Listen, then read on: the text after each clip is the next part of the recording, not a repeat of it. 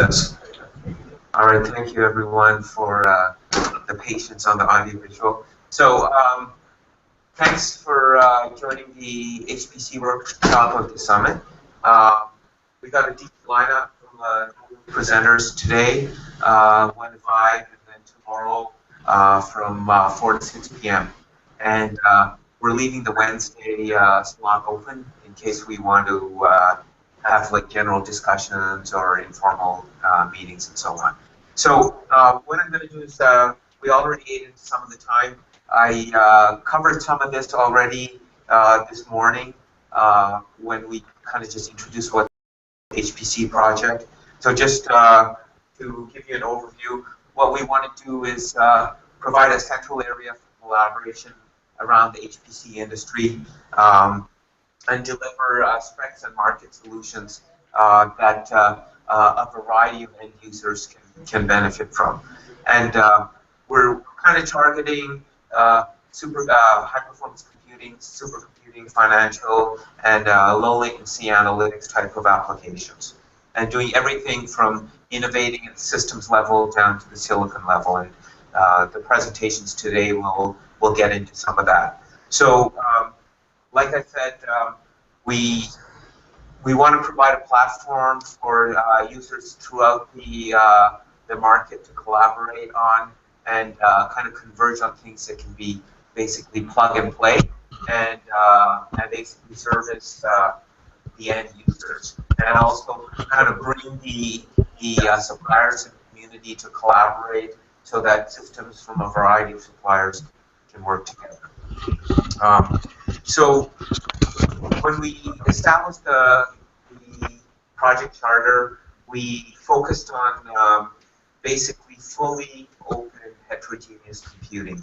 And you know, in the HPC market, it's not just standard CPUs, but there's a lot of accelerators that our customers need for high-end computing type of applications. So we want to pull together the ability to create like the heterogeneous systems with those accelerators, be they FPGA, ASIC-based DSP, GPU, working with ARM, x86, and PowerPC processing.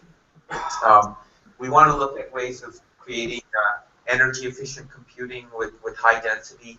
There's lots of challenges to get, you know, all the way up to exascale computing, and many of those challenges at some point go way beyond how much processing we can put in a single node to how we put nodes in a system and connect them all up and create scalable systems. So I'm going to go over some of this quickly because we're already a bit over. So what are the relationships to other groups? Like I mentioned in the morning, we don't want to actually repeat anything that's going on in the server group, the networking group, and so on. What we want to do is complement what they're doing. We want to basically use what's going on at the other OCP groups where applicable, where we think our end users would benefit from it. We will definitely start from existing OCP platforms. Things like the OCP rack, hardware, electrical, and so on. We'll look at all of that, but we won't necessarily limit ourselves to that. We're looking at, Thomas will talk about some things that we're doing on processing architecture. I'll have a presentation on what we're doing in terms of interconnects and fabrics and leveraging what's coming from other industries and so on. And one of the important things is we're trying to create the solutions now in HPC that will flow back to the mainstream groups in time. So we believe that the innovations we'll do starting here will become adopted by the mainstream server and networking groups in due course. So basically, there's a whole list of what's in scope and what's out of scope that you can download. But essentially, if it's not being done in the other OCP groups and it addresses multiprocessor, low latency, heterogeneous computing, then that's basically in scope. So anything any ideas that you guys are coming up with in your own companies that you think the community could benefit from, that fit outside of what's in the existing server and networking and storage groups for that matter. Those are the things that that we're taking on here in the HPC group. I'm gonna go over some of this and get into the different phases of commercialization. So what we want to do is work on things that will actually get into the market and become usable in the near to medium term. So we don't want to be working on things that will exclusively only happen in several quarters to several years.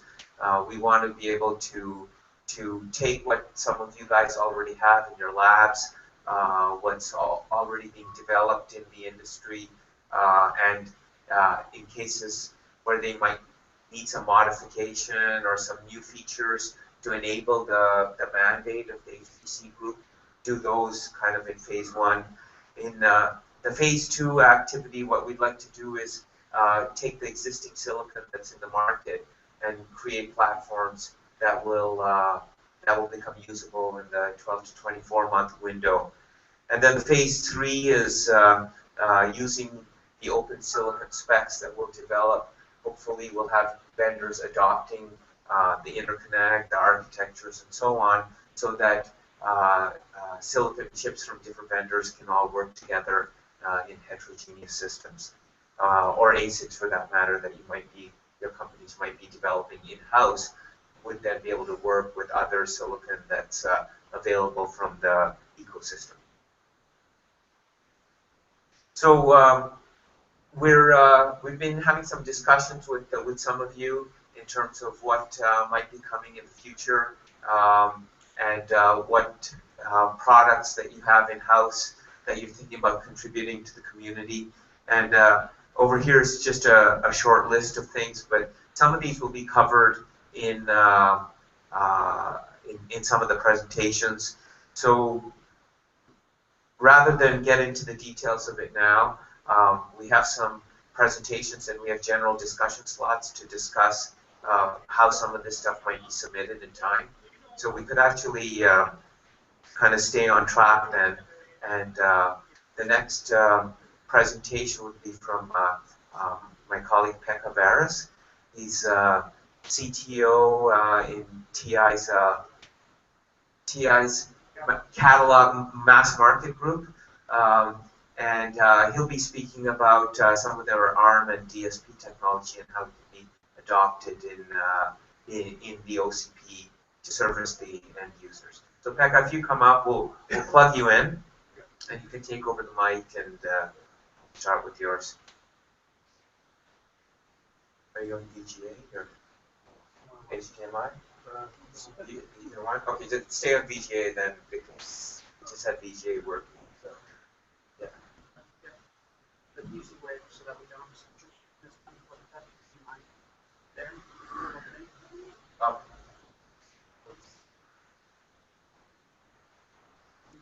And we'll put all the presentations online after the summit.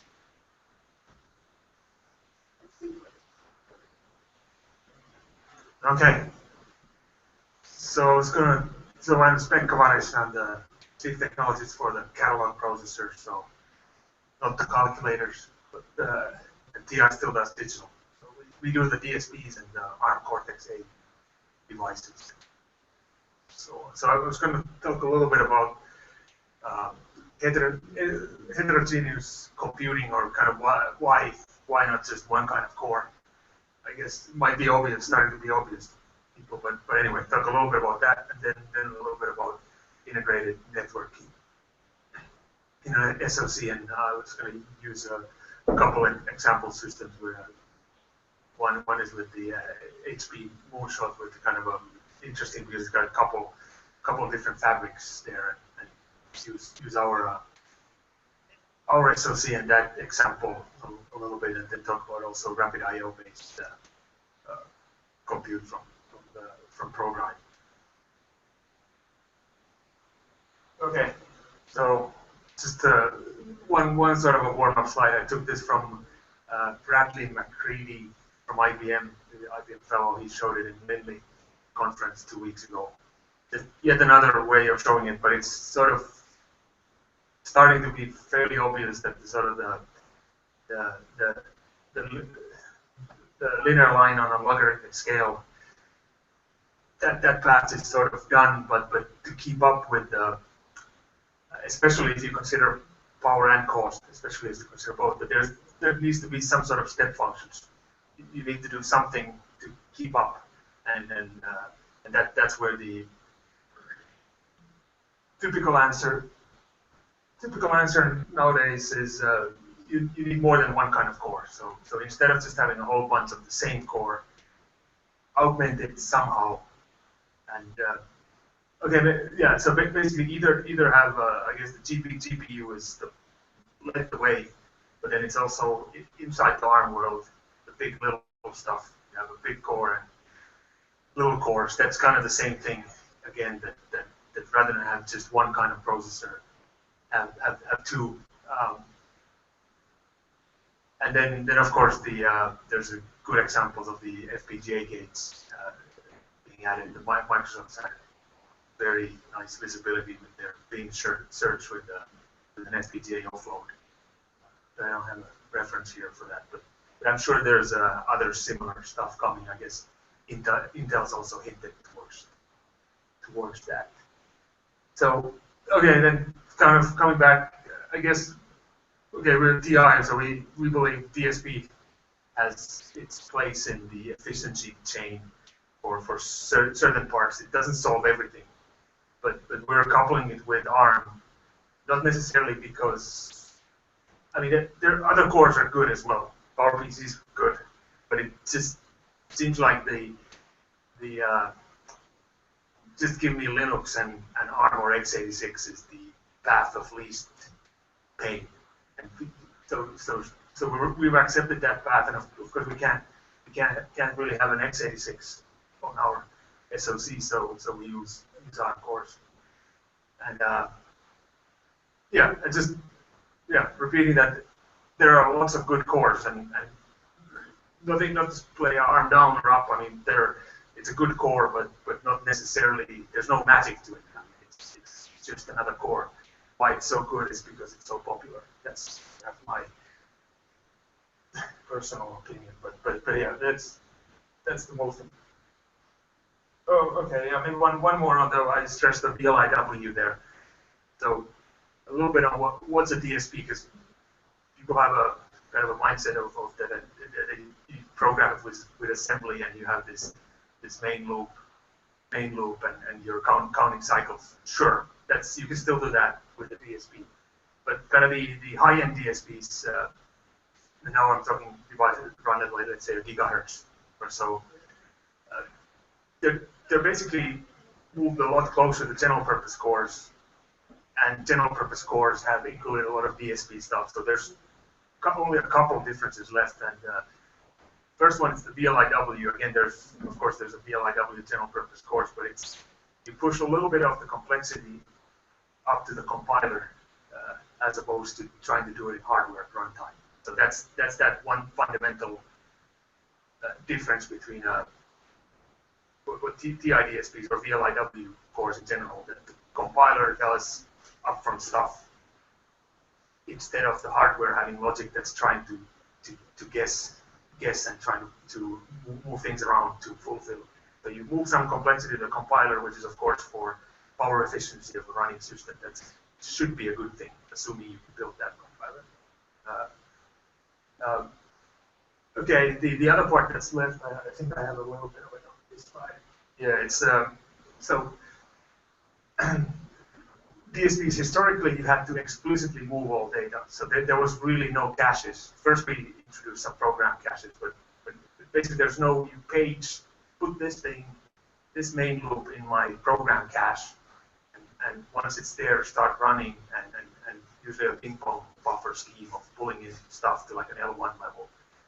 That's still there. So DSPs, we give full control all the way to the L1 level. But if you want to explicitly move program which program happens really rarely nowadays, but especially data, people still want to move it rather than let the prefetchers and out of order execution guess what's the best way to do it. But again, that's where it's also moved to the world that the caches also work pretty well. So you really don't do that for you don't really need to do that for the all of the code. Usually that's limited to inside some optimized libraries. Okay, then the other part, which is that you want the main cores and the offload engines, you want a shared view of memory, which again the GPU-driven world is also with the HSA architecture. They're moving to the same picture, which I'll show here at the top. So instead of having two different memory sets and ping-ponging stuff between them, have a common view of memory. Okay. Then I'll talk a little bit about the integration of networking and why. I guess this goes a little bit against the whole. Depends a little bit how you look at disaggregation, which is of course point with a lot of the data center stuff. But I'm not saying that's wrong. But kind of from the hardware design perspective, the basic problem is that if I have a separate NIC, I'm burning three SerDes, before I get to the networking. I mean, usually this is PCI Express here. So if you look at the hardware, it's the same, it's more or less the same SerDes and similar logic. And I have it 3 times before I get out of the card. So that's where the integration of the networking, the fundamental benefit comes from. It's getting rid of this kind of. But then again, that's in the big scheme of things. It's maybe half a watt or so per SerDes. So again, it's a trade-off. If the disaggregation is wanted, you've got to be able to offset this basically waste of power. Then I got a question. Basically along the lines of some of the particles of the we're trying to improve the density of computing and the energy efficiency. And one of the key areas I think across the industry that people aren't looking at as aggressively is essentially this integration of the NIC into the SoC, because for every computing node, when you multiply that to thousands of nodes in the system, it's dramatic, the huge energy. Yeah.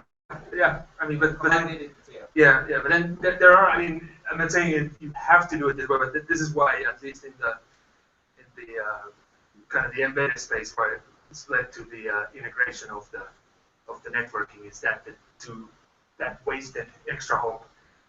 Now, if you disaggregate this somehow, you got to be able to. The benefits of that need to be bigger than the power you just wasted, and the power and latency. Which, and I'm using kind of just rule of thumb numbers for existing silicon, but it's pretty much in that range. So Pekka, that rule of thumb number doesn't include like protocol offload and translation and all that. That's just the 30%. Yeah. Right. So Yes. So that's what I was like. Now you can. I'm sure you can tweak it a little bit. I mean, divide it by 2 or something if you really focus on something. But this is like what we've seen with PCI Express, MPP Ethernet, PP Ethernet, Rapid I/O so far. And it's not the process node stuff and all that. Doesn't change. It's been the same for 65 nanometer, 40 nanometer, roughly the power and latency. Okay. Then the latter part is then if you're integrating the networking, you might as well integrate a small switch. That's what we've done for small systems that kind of gets rid of yet another pair of SerDes and the logic. If then on a larger system, whether that makes sense and whether it's part of the overall switching solution, I think that's the trade-off. But but the actual switching functionality itself is pretty simple and small. So if you got the ports doing a hardware switch, it's just, did I put a number here? But anyway, it's just having, let's say, 4 rapid I/O controllers, or having 4 rapid I/O controllers with switching at like a normal SoC level, it's a very small incremental cost. So having a little bit of switching should be in the toolbox. Yeah. Okay. Then this is the specific device that is on the example systems that I'm going to show afterwards. So I just put it here. So 4 ARM cores and 8 DSP cores, gigahertz, a little bit above gigahertz. This is about 50 watts per device. So you need to cram a lot of these on the board to get to. Okay, one more on the header. Put some numbers there to justify my heterogeneous the efficiency. So this is exactly the same piece of silicon. So that chip that I showed, existing production silicon, optimized code on the Cortex A15 is out of the volume production chips. I mean, it should be about as good as ARM does. So you see the detailed charts, but you see the kind of a 2.5x difference for a full application. Again, okay, dense matrix multiply, or I guess it's not a full application, but it's not theoretical flops. It's true measured flops. Same memory controller, same chip. So everything else is the same. Yeah. Okay. Yeah. Then there's another example. You'll see that I think I probably. But it's again, there's a link where the full paper is. But you see about in an application level, you reach a similar power efficiency. Can you go back to that one? Yes. So the developers of that application provide free platform. Yeah. I mean, yes. I mean, they reference to. I think it's a published paper. So I'll talk about the published paper part. But I think there was a lot of. These should be, of course, it's a little bit old parts. So the efficiency has gone up on this side. But for this specific application, they got to this type of efficiency, and it's a full application. It's not just a single. But now you could argue it's not HPC, but it's high density computing. So it's not just about flops. It's a real application. Yes. Okay. Sorry, I never got to my. We can go over it. Yeah. Yeah. So I finally get to my. So okay. So two example systems. So this is the. There's 4 of those multi-core devices per card, and they are. I guess this is the more interesting one. So each of these green dots is 4 devices. There's a traditional top-of-the-rack switch, dual redundant, but then this part is probably more unique, or at least for instance, there's a 2D Torus connectivity, which in the case of our ARM plus DSP device, it's hooked up with rapid I/O, and leveraging there is no discrete switches at all, so it's leveraging the 4 ports and a packet forwarding capability in our device. Now, I think this one, I sort of zoom in here. So this is the same 2D Torus. Each green dot, just zoomed out, is 4 devices. We have they're hooked up to each other directly using these 12 gig SerDes, 4 lanes. Then rapid I/O use east, west, north, south. And maybe just to get to the point here is that that's a very dynamic, that topology is basically over-dimensioned in a way that there's lots of ways I can go to get to some, and very much depending on the application. One way can be very efficient, or it can be, so the top of the rack switch. So what we do is with the MPI stack, we select based on the destination which fabric to use, and then kind of the over provisioning of the connectivity has proven pretty useful. Pretty useful that you can kind of, with this connectivity, you can build a topology that fits your application's data movement model, and then rely on the star Ethernet for kind of the management interface. Okay, and I can this one is an even denser solution, because this is basically built with the ratio is 4 ARM cores and 24 DSP cores. It's done with actually 3 pieces of silicon inside its processing unit. I think ProDrive launched this like yesterday or something. So that's today. Yeah. Okay. So this one on the fabric side is more of it's a 20 gig rapid I/O per processing unit, and a traditional brute force switching, meaning, as opposed to that more kind of a restricted switchless one I showed. Okay. So in this architecture, how many gigaflops per watt I would have been nice to get that up. I think this one will go up maybe 50% from the ones that I showed before. So this will probably get to in a true measure. So the numbers I have for the other, because basically the way it plays with that is the number of ARM goes down. Right. You get more compute per watt. Now, this one has way more bandwidth, so actually that kind of the power consumption goes maybe up a little bit because of you have more bandwidth. But more bandwidth. So actually, then on the real application, you might actually get to an even better place because of that. Yeah. Right. So I don't want to. Yeah. The compute and the input are more down.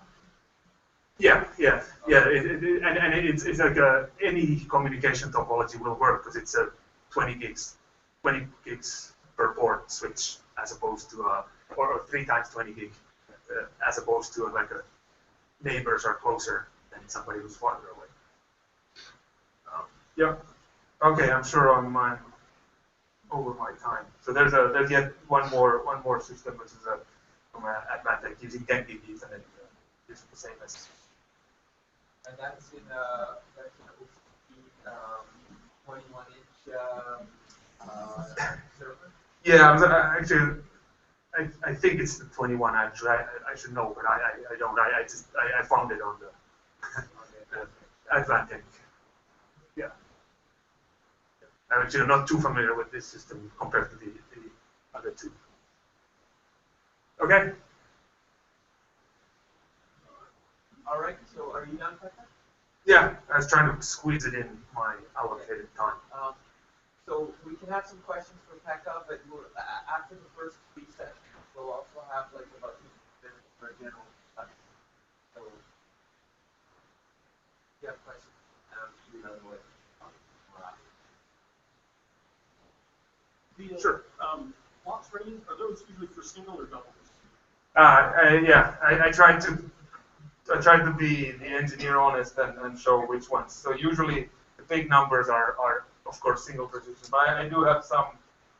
This one I had, yeah.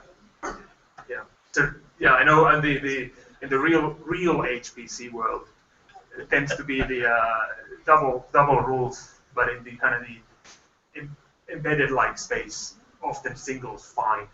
So that's my excuse for yeah. Yeah, a lot of gathering.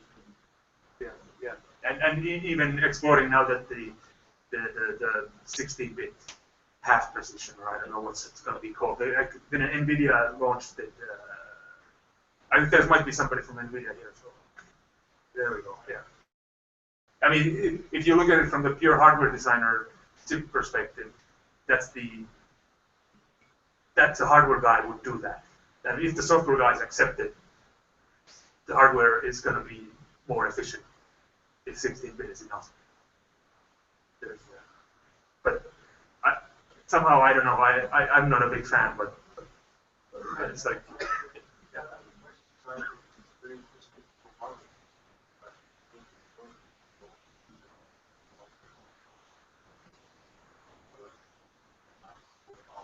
yeah, yeah. Yeah, so I probably jumped over too much of the, yeah, OpenCL is, where OpenCL seems to be the one that's getting, again, it's similar as the ARM core. It's the best thing about the ARM core is that everyone uses it.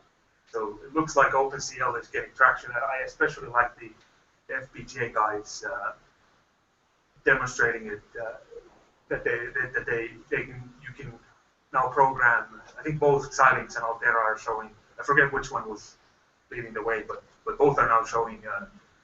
You don't really need an FPGA programmer. Just write OpenCL, and their tools will. So I think that's if GPU guys, FPGA guys, and us with our small contribution. If the programmers will accept OpenCL, that's a good path forward. Now then, the optimized kernels inside that's still the final level of optimization. Will probably be some specialist programmers, but kind of calling that FFT library, the mechanism, the broad community uses OpenCL, and then OpenMPI they use for the going across. So that's what we promote. When it comes to OpenCL, do you have any actual benchmark or anything that we use for OpenCL? Yeah. Actually, this is the one I'm talking. The DGEM is running OpenCL, so it's measured from the.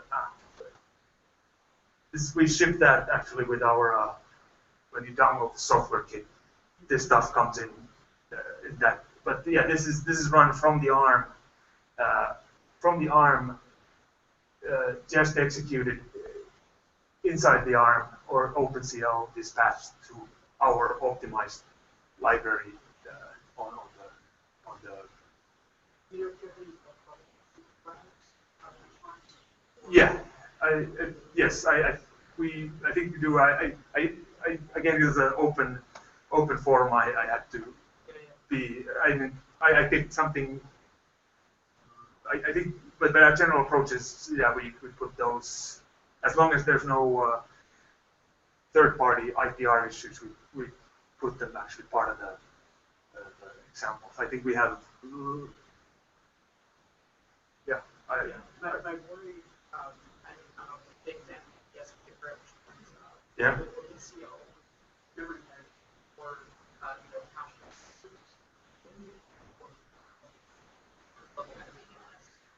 Okay, but basically what happens underneath there is the OpenCL runtime part. There's a little bit of cache. The program side runs through caches on the DSP, but on the data side, it pages everything in using DMA into the DSP's L2, typically L2 memories, and then we rely on L1Ds. But yeah. So the cache is So the L1, L2, and L3 is configurable as all cache, non-cache, or partial. And partially, typically it's partial. You have like half a meg, half of it is configured as SRAM, and then it's just normally in the memory map, and half of it is for it's data cache for the kind of the if then else code. But are those actually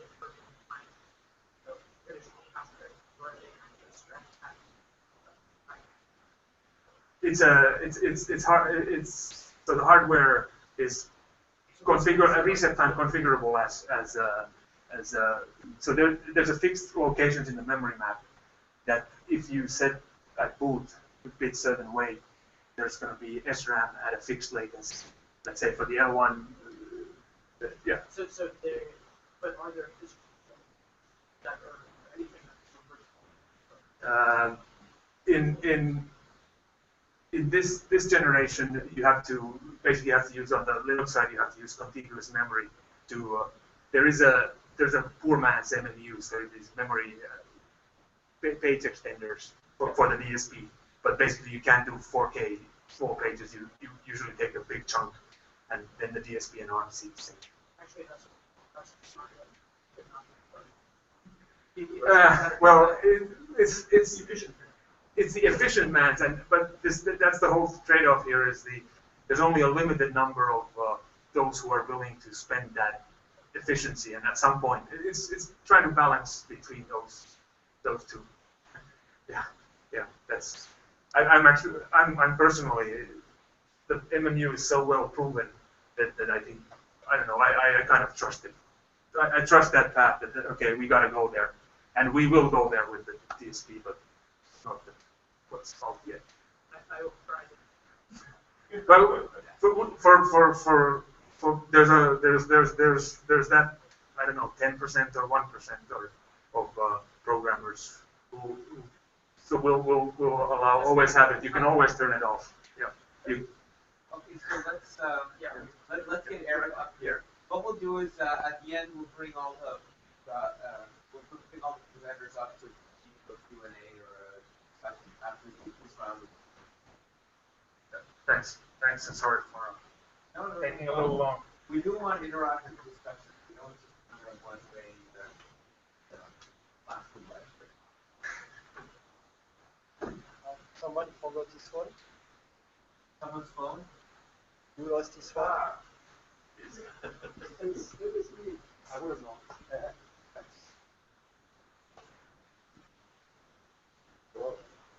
There you go.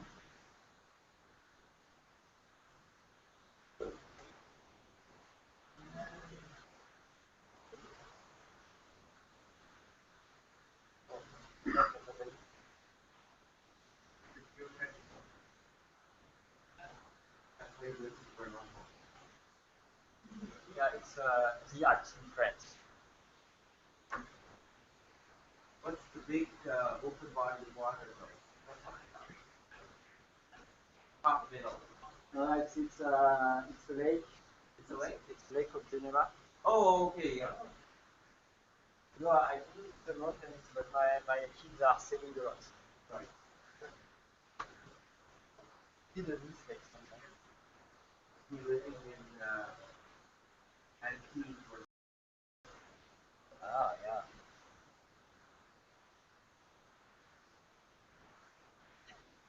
Sorry.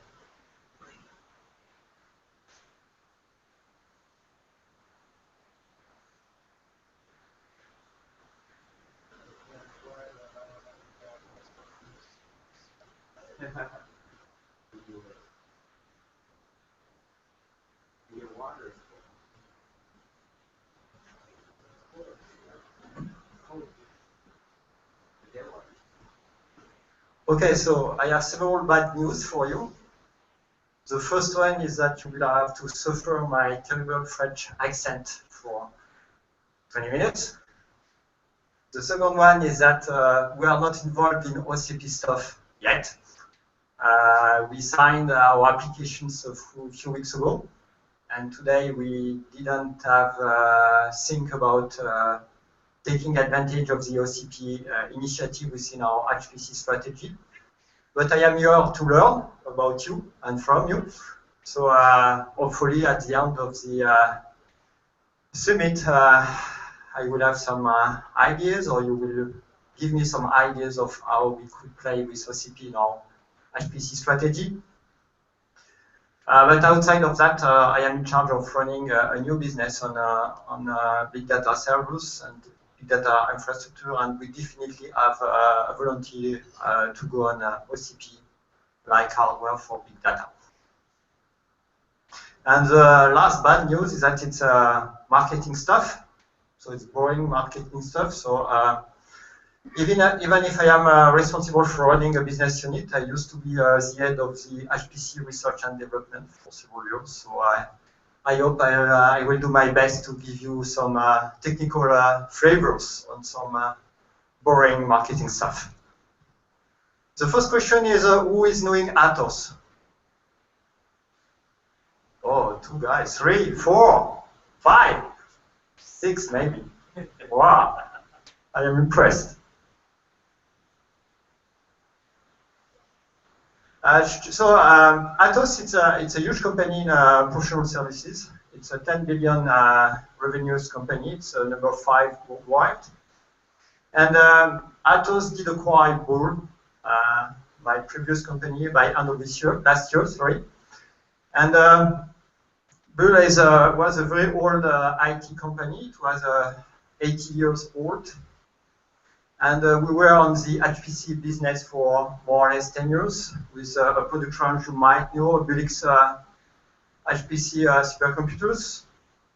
And we were mainly European actors. So it is the reason why you might know, you might not know very well Bull products. And even if the Bull company has disappeared, we decided to continue the Bull brand for our customers.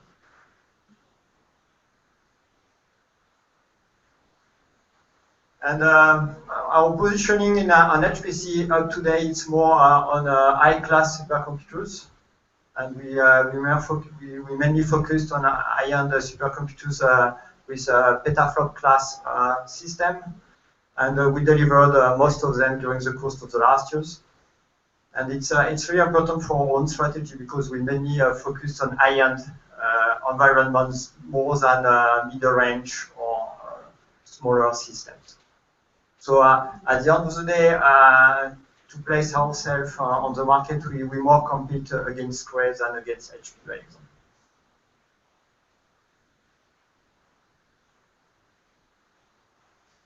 Let's see this one. And where we are today, so we do offer both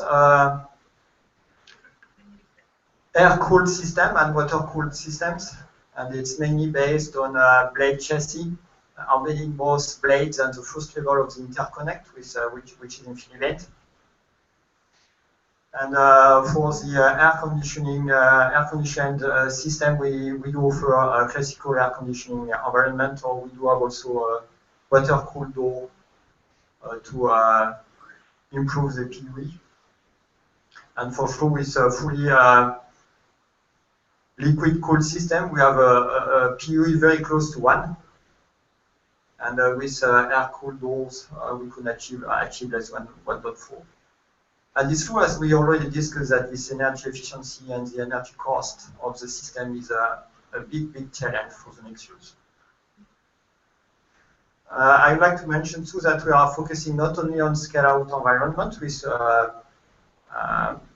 dual socket system, but we are also a scaling approach with large nodes with up to 16 sockets within a coherent environment, which is used for specific applications or some other pre or post computing operations. The coherency of that, like the Intel QuickPath, or we use Intel QuickPath, and we did develop a specific ASIC to maintain the consistency of the memory and the IOs. you do that ASIC works coupled with QuickPath. Absolutely. In fact, we did develop what we call a Bull QuickPath protocol. Yeah. So the ASICs are discussing QuickPath with Intel processors and the specific Bull protocol altogether. And, yeah. And it's important to understand that Bull was mastering all the technologies from ASICs to software, services, etc. We master all our technologies, and we do develop our own ASICs. Your ASICs are focused on like, do you do ASICs, or your ASICs are mainly like interconnect around the process? So today there are mainly interconnect and glue around processing. Yeah. Now we do run some specific projects for some confidential markets. The reason why I'm asking is, as you saw, my presentation and what I this morning, what we're trying to do is also create an environment, OCP, where multiple vendors collaborate around these things. Because as you have done, you've had to do ASICs to overcome some of these that are a result of the semiconductor vendors' proprietary strategy. So you build beyond the proprietary strategy to make a, for example, a near scale-out solution. And maybe there's ways that both collaborate with the actual design. Yeah, and during the last presentation, we did discuss also OpenCL, and if we are a look of, and we did discussed also Altera and other initiatives in FPGA, and it's opened a lot of doors. So having the ability to host FPGAs with a well-known API like OpenCL is opening a lot of perspective for software developers, applications boosters, etc.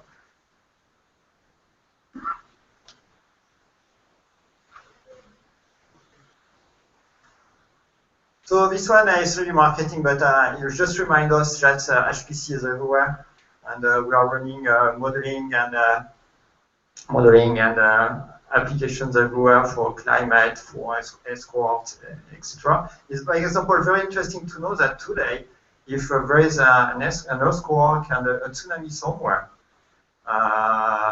we are able, some large data centers are able to acquire the initial data just after the event and are able to compute the impact of the tsunami several hours before it will reach the coasts. So it can allow to prevent people to move away from the coasts. The concept is that, like an earthquake happens somewhere, normally people in Hawaii, you'll see the signs, tsunami evacuation from any above the elevation high enough. So basically, this concept too, it could be a false alarm, or it could be you better really move up there. Absolutely, and it's a reality today. Oh. We did discuss about the CA with Sandia a few minutes ago, and CA is able to do that, and it already did demonstrate its ability. So for some previous tsunamis. So it's a reality today. The main concern is to have a way, as you mentioned, to let the people know that they have to move quick somewhere else. Right. Computing is the bottleneck. The communication to the masses. As always. Yeah. And the main challenges of Exascale for the 2020 timeframes is the first one is the power efficiency. It's well accepted that the reasonable power envelope for that time frame is 20 megawatts, which is already a huge power envelope. But if you are looking what has already happened up to now, large centers are renewing their system every 4 or 5 years, and for the same square feet, they do multiply more or less by 10 their power compute, but they do multiply also by 1.5 their power envelope. So today we are not running at all on the right direction to achieve the power consumption expectation for 2020. And the second point is the explosion of the data. It will be useful to have a simulation creating up to 1 exabyte of data at that time frame. So the management of the data, the checking the accuracy of the result, checking that the computation is converging and going in the right directions will become more and more challenging. So when you say technical, like direction, so basically in real time, in kind of each type of direction that is happening at, and then try to that loop to fix it, correct it, whatever, Absolutely. before you go to product. Yeah. Just to give you an example, I think it was 3 or 4 years ago, but we did compute a full simulation of the universe from the beginning up to now. And it cost 1 month of computation on 100,000 cores. And it created 16 terabytes of data.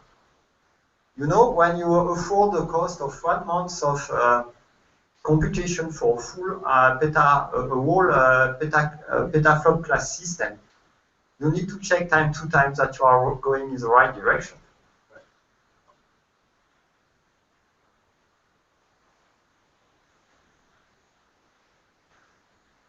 It's just some few examples of data generations, but you will see on the presentation, but it's really, really impressive. So where we are going? So we will still continue to invest on large nodes because we still believe that there is a place for some application for some host of pre-treatments in this area. We are developing a new range of infrastructure, which is codenamed Sequana. And we are developing also a new interconnect codenamed BigC. We do continue to invest on software and on the ability to help customers to improve their applications and also to get access to early birds for new technologies.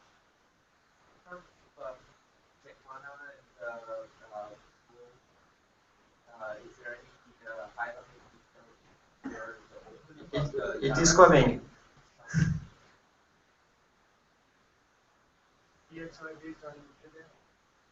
No, it's a different protocol. Yeah. Sorry? 100 gigabyte. Gigabit, sorry. Yeah. So in other words, it's 25 gigabits second series. So Sequana, it's an infrastructure we do design for several years. So it will be available by end of the year. And we intend to use the same infrastructure up to 2020. And the idea is, I would say close to an OCP1 is to offer a fully internally cabled infrastructure that will allow to interconnect several components, several switches, interconnect. So somewhere a big mechanical environment with a lot of planes for interconnecting several types of technologies all together. And of course, it will be still a water-cooled environment because you know, in HPC for very large system, density is a key point, and we do support up to 80 kilowatt per rack. 80 kilowatt per rack. Yeah. Maybe up to an air cool could be up to 18, 20 maximum. So in this one, where you say multi-complex nodes, in the same PCB space, you have different accelerators, or they're all on different. They're in different one you zone. They are in different one you zone. You can't mix on the single zone. Oh. But for the scale of such system, that's fine. It's fine. Yeah. So just to give you some more understanding, so we have 2 racks of compute blades and power supply, and we have 2 levels of interconnect and all the network management in the middle. So you have a brief view of the cabling of all the elements. And the value there is it's also to reduce the number of optical connections. You know, at 25 gigabit per second, you cannot move more to 2 meters per copper, and fiber cables could be very expensive. So the way it is built, all the first 2 levels of the factory are copper and are fully cabled within the infrastructure itself. 100 gig backplane solid cable, copper or yeah. or fiber. Yeah, we studied fiber backplanes, such type of technologies. We are also working on fiber ports, but it's very, very new technologies. They are coming and they are not yet robust or even cheap enough for production. Copper backplane at 25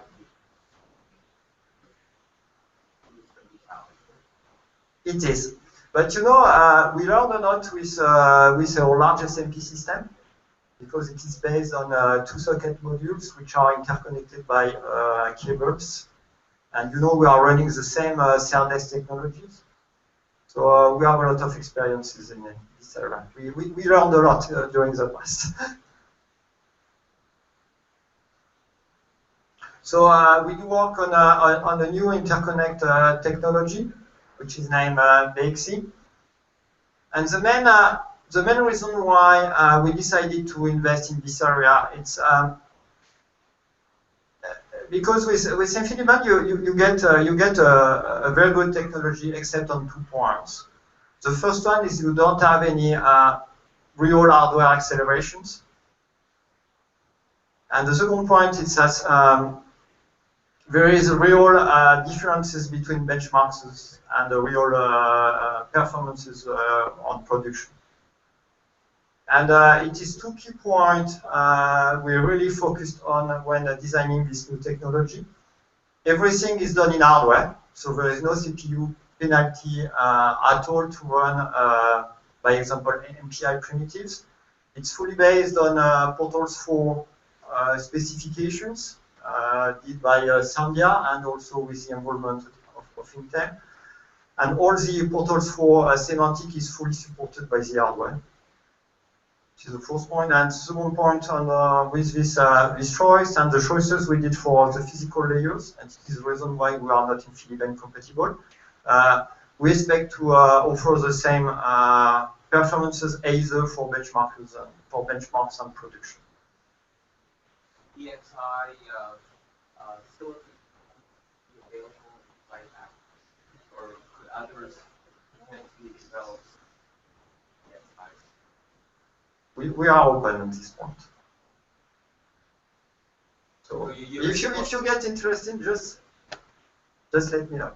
Well, where I'm going with this is I'm going to have a presentation about OCP Open Interconnect Silicon, right? And what we're trying to do is come up with something that will be open and available to the industry, that different people can make, endpoints and mix switches and all that, and all work together, but not one vendor proprietary way of doing it, right? So I'm going to talk about like what's possible based on rapid IO. Appearance that industry bodies who can submit their spec, which is already open into this open community. But we should look at everything that could possibly service. Absolutely, and by example, we like if you are looking an OCP node today with this specific 16x connector, we could consider to develop a BigC NIC for such blades.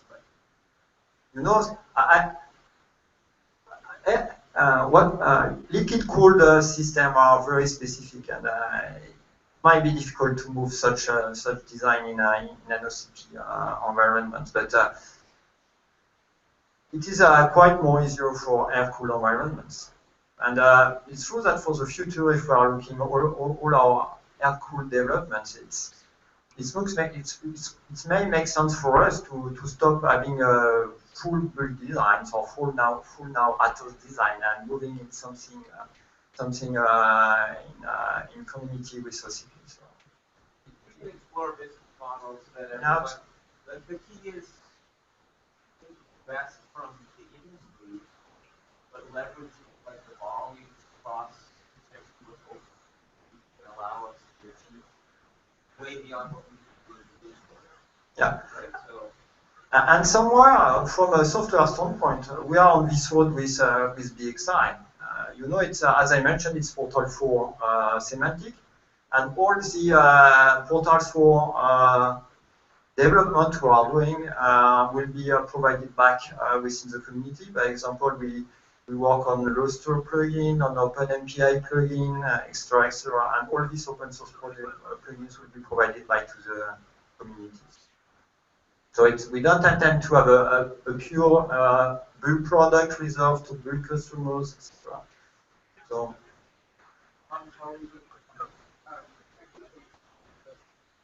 you have to buffer. Yeah, about three.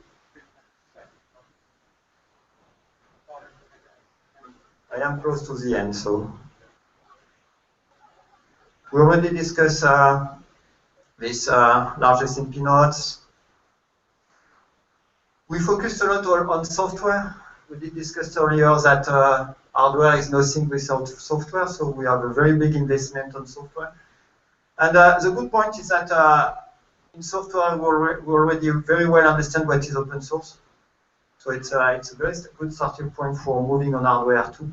Most of our development are based on open source software, and we actively participate to several communities. And it is an important point. We are not only getting source code, we are also providing contributions to the communities, and it's especially true for large communities like Luster, for the parallel file system, like Slurm, for the batch scheduler, or like OpenMPI.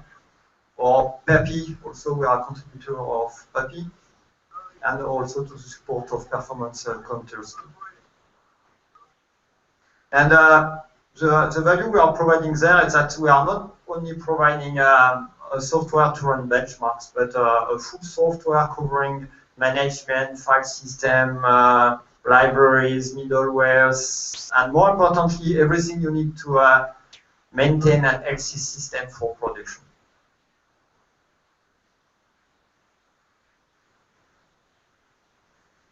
And as I already mentioned, we also focused on the applications.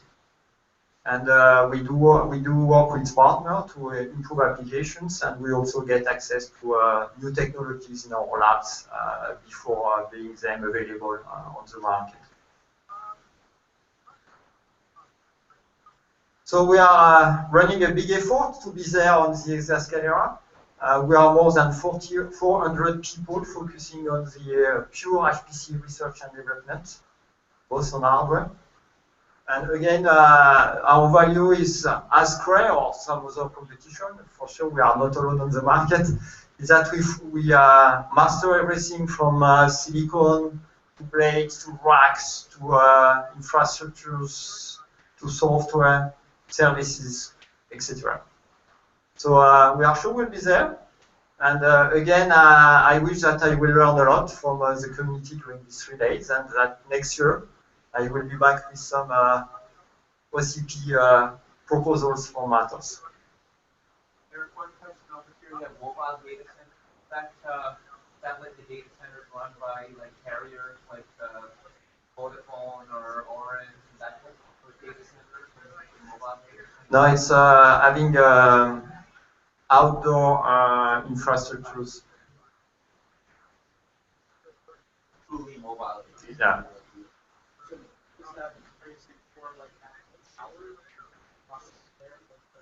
Excuse me, I have some difficulty to hear you.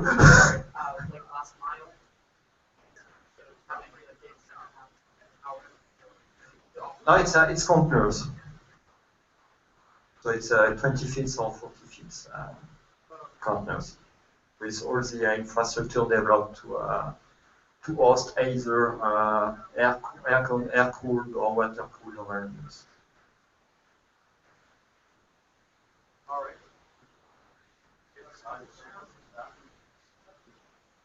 Today it's PCI Express.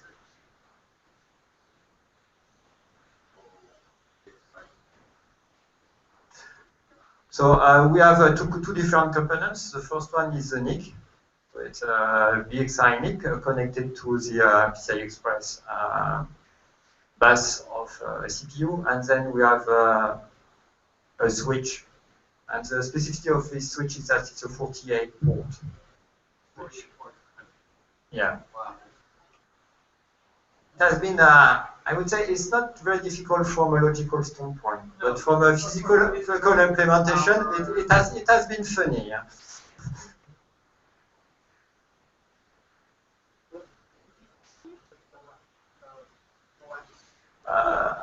For BigC, it's 100 gigabit per second. 4 port of 25 gigabit per second service. 4 lanes. 4 lanes. 4 lanes. Yeah. That's like 12 and a half. Like, Yeah. Well, it depends on their, Gigabyte, yeah. on each way. that's PCI. Yeah, but it's on a 16x chain 3 it's fine. Yeah, it's not. Yeah, you need the right number of lanes on the PCIX, that's all right.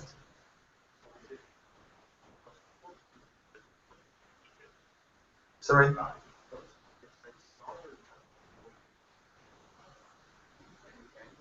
Yeah, it's any to any.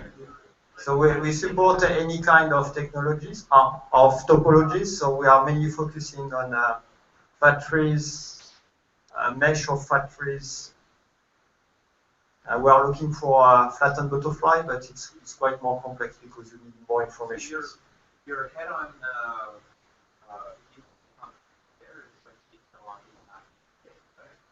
I mean, in terms of the market position. It will. I think that the main competition today is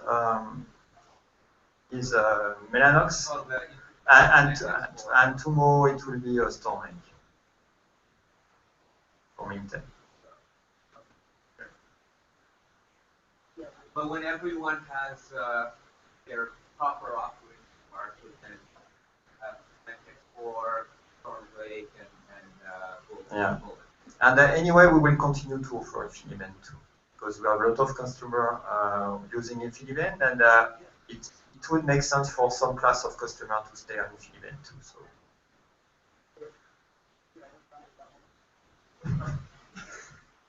So we used up our 15 minutes discussion. Yeah. Thank you for. We've been having a discussion, so that's part of the point. Thank you for your attention. Thank you, Eric. So James, you're up. Okay, go ahead. And after James is up, we'll take a break.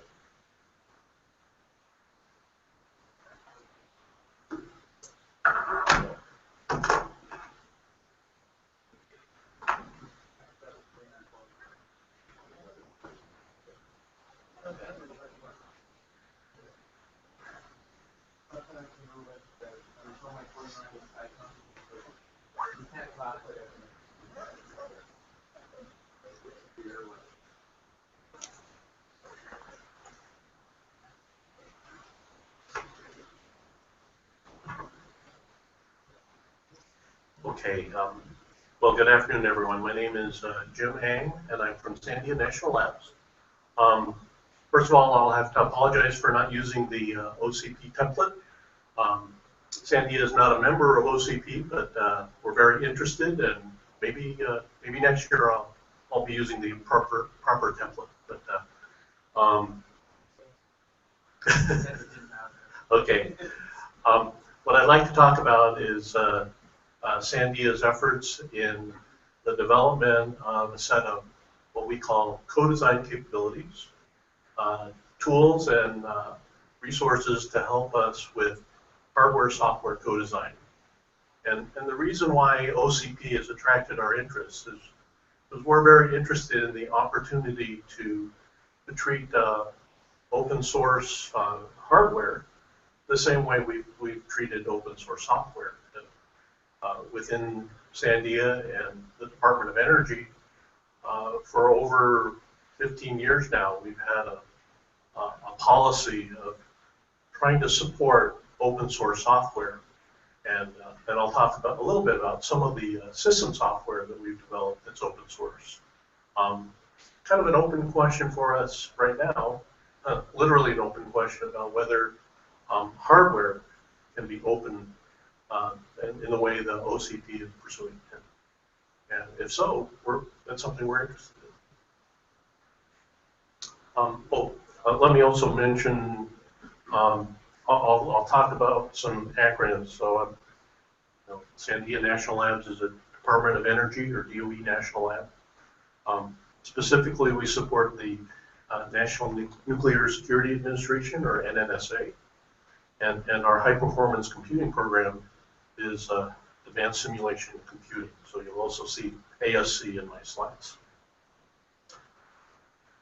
So just to start with, in terms of co-design capabilities, a lot of our emphasis is trying to figure out how our applications need to evolve, what our future applications will look like, and how future architectures might support those applications.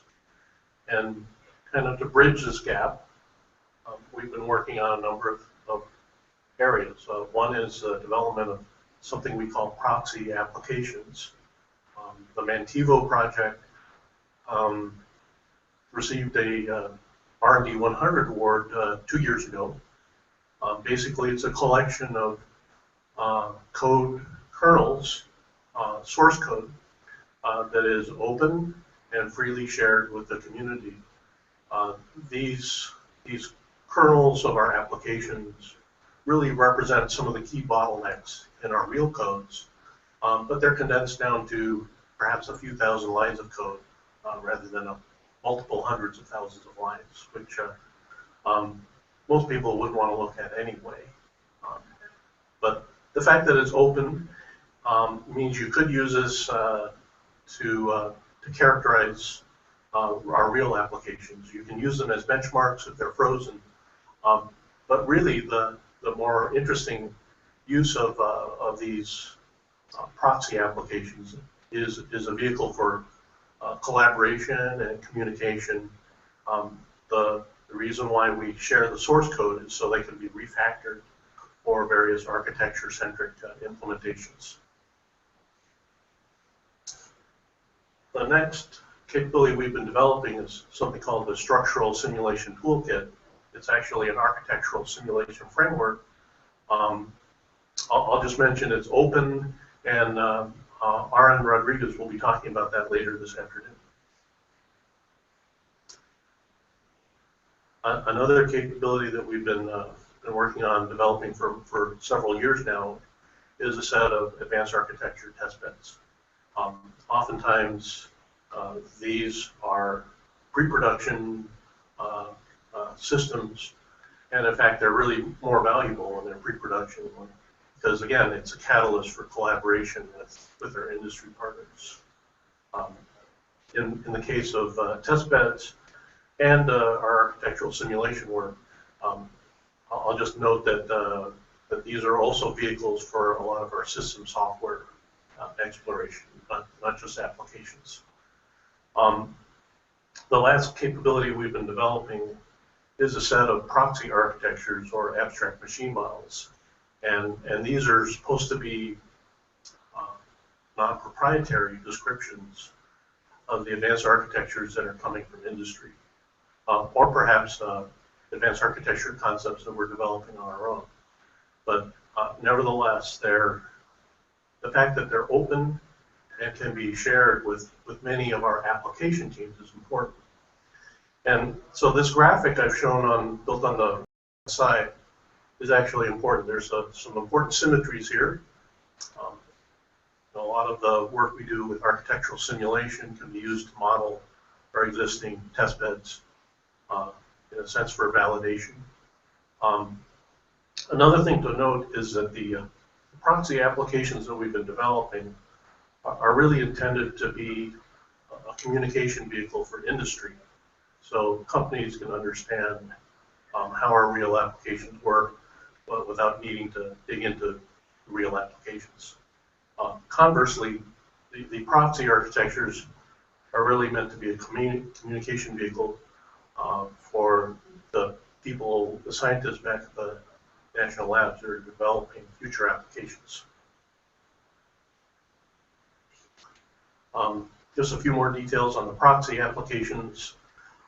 They cover a spectrum of different methods and algorithms. They've been implemented in a range of different programming models. Right now we have on the order of a dozen different proxy applications that are listed on the website. And the proxy apps don't just come from Sandia, they also come from some of our sister labs.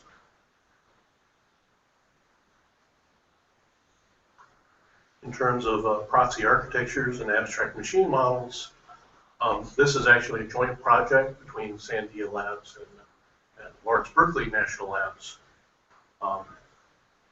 This report actually exists on the website that I showed in the earlier view graph. We're currently, these abstract machine models and proxy architectures were highlighted in a couple of different events at last year's supercomputing conference. We're currently working on version 2 to address a description of the more complex memory hierarchies that are showing up in these advanced architectures.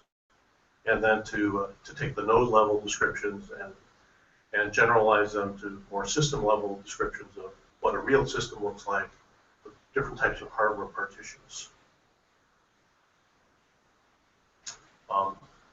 At a node level, this is just a description of some of the abstract machine models. So, we start off with the simplest model, which is a multi-core processor. We've had this, of course, for just about a decade now. The next level of complexity is to actually add an accelerator to that multi-core processor. There are examples, for example, the AMD's APU, which actually integrate CPU cores and accelerator cores with the common network on chip. And then finally, an example that might be exemplified by ARM's big little concept, where you'd have CPU cores and then slightly smaller CPU cores also integrated by that network on chip. And the whole point behind these different types of node architectures is, again, to abstract what might be proprietary information, but still convey the structure of what's on a compute node in a way that our application teams can reason about how their applications need to be modified to exploit the capabilities of new architectures. A couple of view graphs to describe our test beds. Just a list of some of the R&D that we're pursuing within these test beds. In terms of, I already mentioned Mantivo and SST will be coming up from ARM.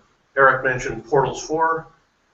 This is the open website where a lot of the collaboration with the external community takes place for Portals development, a low-level network API.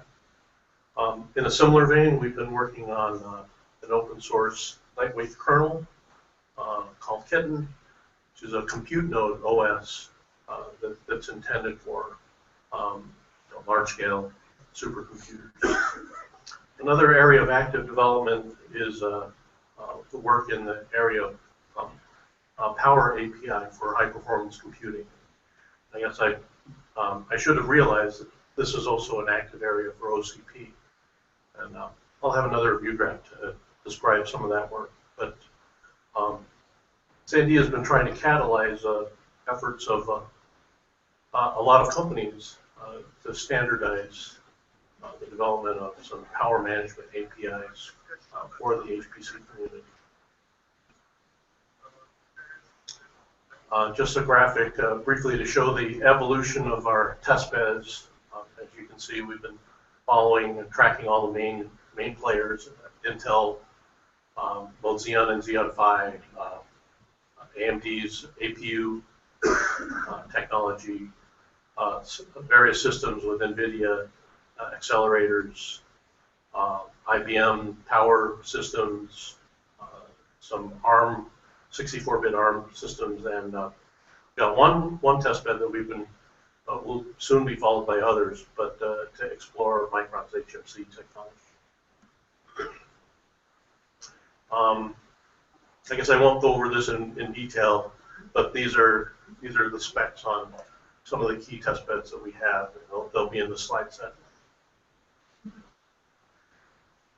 So again, one of the things that we're really focused on with co-design is to try and influence future hardware and system architectures.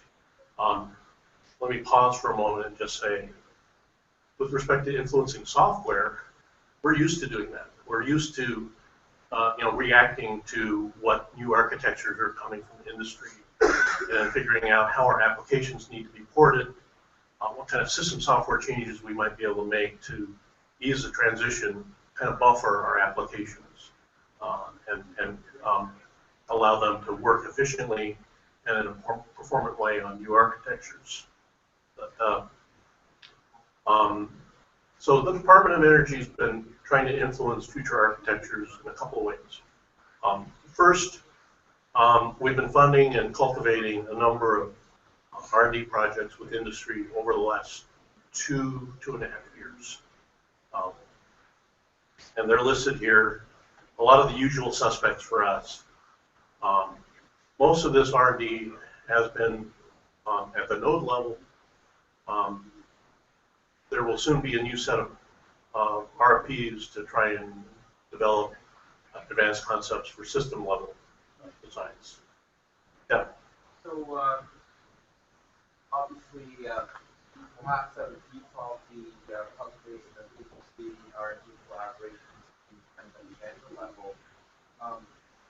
Maybe there's an opportunity where OCP HPC could collaborate with Sandia, working with what we're trying to do is influence those future architectures, from the silicon spec level and so on. Right? So, Yeah. So because when you have this collaboration on the go, what you'll have is kind of like it'll be kind of pushed by individual vendors, whereas perhaps, and what you're trying to do from the Sandia angle as an end user, you're trying to vendors. Perhaps with the OCP collaboration, we can have more end users in this forum, pushing the vendors in this forum to get to where we want to be as Yeah, that could be very interesting. I think OCP might have an opportunity to then, aggregate. bring people together. Yeah, exactly. We aggregate the demands. trajectory. Yeah. Kind of get everyone converging on at least a subset that everyone can work toward. Right. And I'll have a couple of slides here. Actually, when I've got a couple more to get to, but those might be candidates for bringing to OCP as I'm not sure if you call them a project or a task. Right. The thrust area that the HPC working group might be willing to adopt and take forward, where we'd like to get the industry as a whole to work towards some common protocols or common interfaces. Maybe every company needs to have their space to compete with implementation, but there's a real benefit if we can get the community to work on some common standards that would be useful. The other area of activity, of course, is again the Advanced Simulation and Computing program actually procures very large systems. And obviously, money talks, and when you're buying a large system, you can have some influence. One of the things that these programs or these platform procurements include is something we call NRE investment, non-recurring engineering investment. For most of the companies, you just know that as advanced product development. One of the things that the ASC program prides itself on is a long history of developing first-of-a-kind machines. And we know that for that to happen, you often have to pay for that non-recurring engineering investment. Ideally, it's not a one-of-a-kind machine, but some of that's due to the market. Right? That's part of it. principles are going to create systems or create solutions or results? What category is that? It's really dependent. In some cases, it could be component technology development that we're accelerating. Eric talked about BXI. Well, that's not a candidate for NRE anymore. Historically, the ASC program made an investment with Cray to develop the C-Star interconnect, and that's a good example of the kind of new silicon that could be developed with NRE funding, where there's enough funding to make a difference. I don't know that we could develop a new processor, probably not. We might be able to accelerate the adoption and development of interfaces for some of the different kinds of stacked memory technology, for example.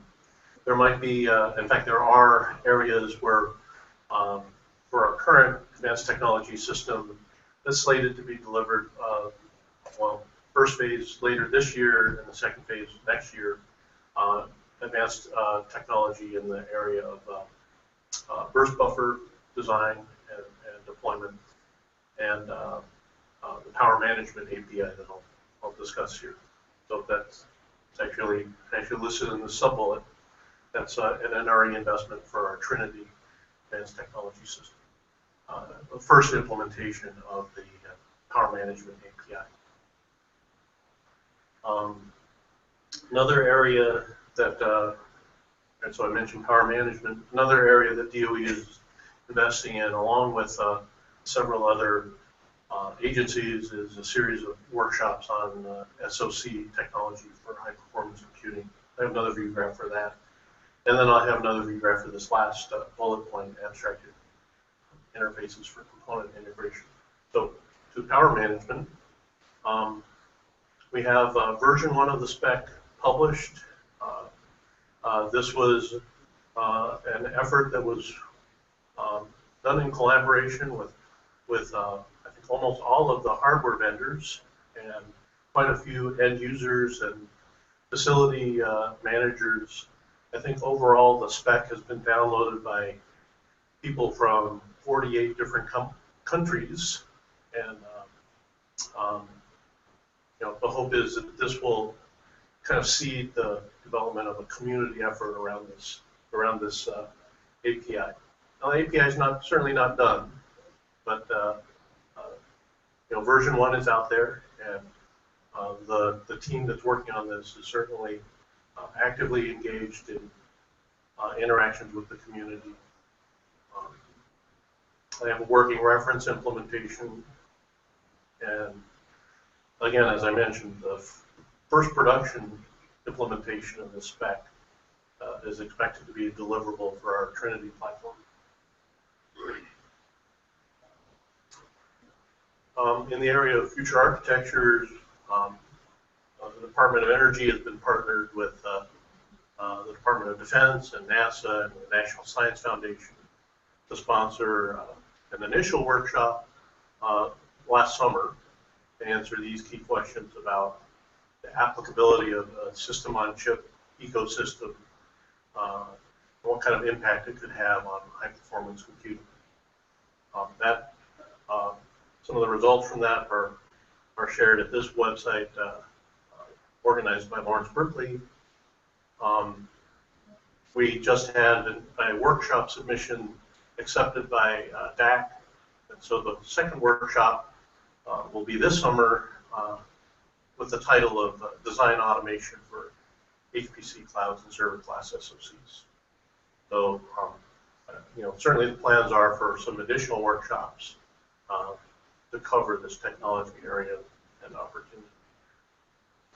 And last, where we want to try and influence future architectures through the development of protocols for an abstracted interface to allow integration of different processor types, different memory types, and potentially with NICs. So the idea here is that, again, we settle on common protocols and an interface for the integration of these types of components. Definitely something where I think many companies are working in this area, everyone developing their own standard. And it would really be helpful for our community at large if it all settle on a common set of protocols. So, and I think that that's one of the challenges that capital industry. yeah. Would like to get that. I know, for example, like OpenCL or something, technology like Huawei got up and talked about how they're trying to do their like data center with all with like a uniform clustering fabric inside the rack that would connect any, like storage, compute, networking, and the silicon would basically take care of just hang whatever you want off that thing. Yeah. And that was the reason they were trying to industry for it, right? So it's not I think a few years ago, CPO Dell product and we actually started sharing, I want Ethernet go to the networking outside of the cluster and inside the rack, I just want a uniform interface. Sure. Right? So kind of everyone is trying to come up with something that will solve that uniform internet. Bull obviously has solutions of their own, right? And likewise, other silicon vendors are pushing their own solutions. I don't look at the Texas Instruments side; they run with kind of generally the industry standard interface on their stuff. Sure. Others are created their own. So right, and of kind course, of an opportunity to kind of bring everyone together. Yeah, and of course we'd like to go, beyond interconnection network, but also to memory. And right now, I think most people don't see life beyond the DDR4 JEDEC standard, and there might be an opportunity because there's still some an opening that where some protocols are not defined yet. So what's your view on what's going on? I know you have tested. Yeah, I meant. So there's still a big question about the expense and the cost at HMC, but its competitor HBM does adhere to a JEDEC standard. Not quite shipping yet, so it's difficult to make comparison between something that we have in hand and something that you can just read about. But I do expect that there will be versions of stacked memory for the mobile space. That's clear. That's already here. I doubt that we can support two competing standards for long in stacked DRAM for the HPC space. And we'll have to see. Yes, there are other inherent benefits for HMC in terms of capabilities for ECC and chaining and other capabilities that would be very important for the HPC community. If high bandwidth memory is the winner in this technology race, then we would hope that HMC-like capabilities are still adopted by HMC. But that's too difficult. Certainly, Sandia and DOE don't not have enough influence over those kinds of decisions. But I will say that there is a lot of interest and effort, energy around the definition of a new memory interface that abstracts the interface, so you no longer are talking DDR3 or 4 protocol. You're actually talking load stores, and if you can support that, then you could actually change out the memory technology from DRAM to phase change memory or one of the other new NVRAM technologies, and be relatively portable across the different types of memory technologies. And that really is a benefit for the community. Thomas.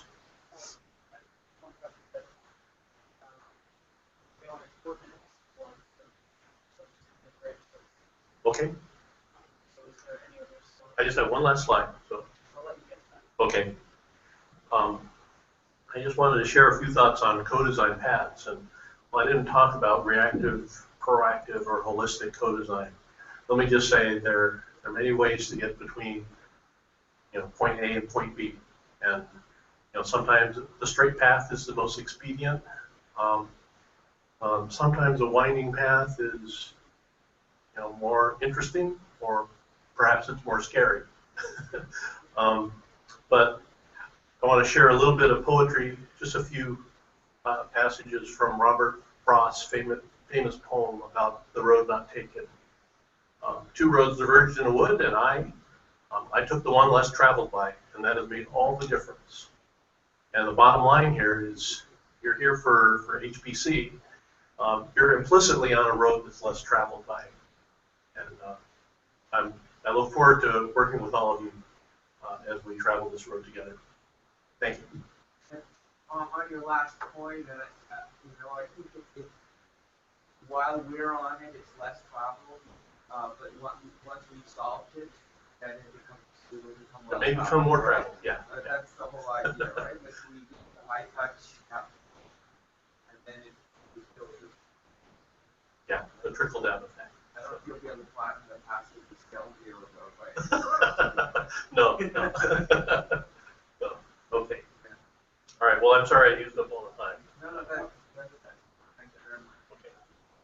So, great, Thomas, and then, So yeah, we've got full food for I guess, yeah, that's also for depending on the question.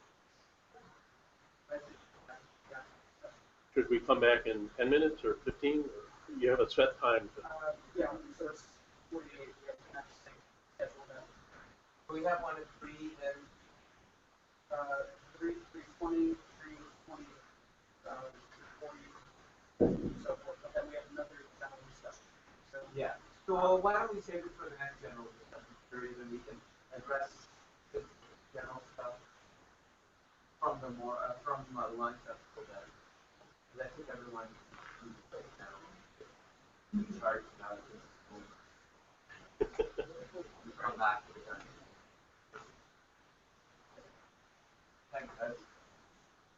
Thomas, you want to turn on? Do we just leave the recording on, or do we turn it off? Distance in the space. Just use like Hopefully they're bites gonna on the internet.